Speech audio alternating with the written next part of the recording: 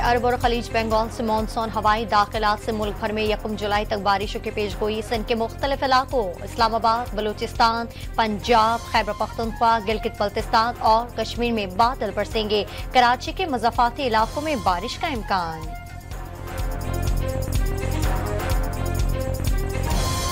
कराची में मुसलसल तीसरे रोज मुख्तलिफ इलाकों में सड़कों और फुटपाथों से मजीद 10 लाशें मिली। 3 रोज में मिलने वाली लाशों की तादाद तकरीबन 30 हो गई।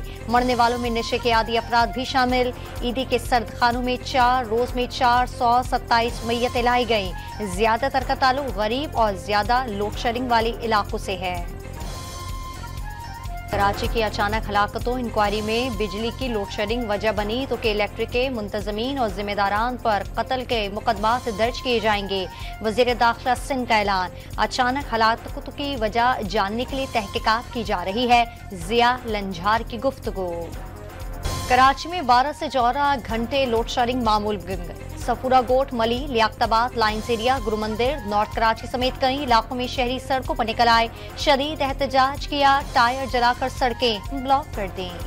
वफाकी काबिना ने ऑपरेशन अज़्म इस्तेहकाम की मंजूरी दे दी। अज़्म इस्तेहकाम कोई बड़ा फौजी ऑपरेशन नहीं होगा। पायदार अमन और इस्तेहकाम के लिए पहले से जारी इंटेलिजेंस बेस्ड ऑपरेशन को मजीद तेज किया जाएगा।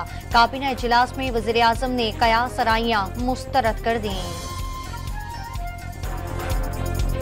तहरीक इंसाफ का ऑपरेशन अज़्म इस्तेहकाम पर आज पेशावर में ऑल पार्टीज कॉन्फ्रेंस बुलाने का ऐलान। वज़ीर आला अली अमीन गंडापुर सदारत करेंगे। तमाम सियासी जमातों को दावतनामे जारी कर दिए गए।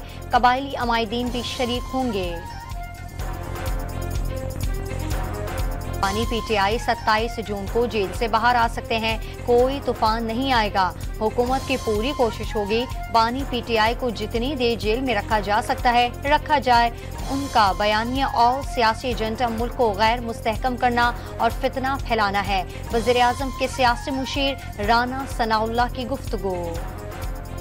कराची से लाहौर जाने वाली मुसाफिर ट्रेन मिल्लत एक्सप्रेस बड़े हादसे से बच गए। कोटरी रेलवे स्टेशन के करीब ब्रेक फेल हो गए।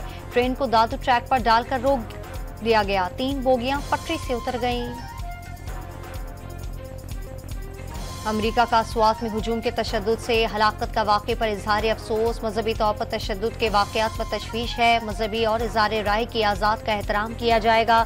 दहशत गर्दी के खिलाफ पाकिस्तान की कोशिशों की हिमायत करते हैं। तर्जुमान अमरीकी महकमा खारजा मैथ्यू मिलर का बयान। गाजा को राख का ढेर बनाने में भारत भी इसराइल के साथ मुलविस निकला। कारगिल जंग में इसराइल ने भारत को असलाह फराम किया था। अब भारत इसराइल को असलाह फराम कर रहा है।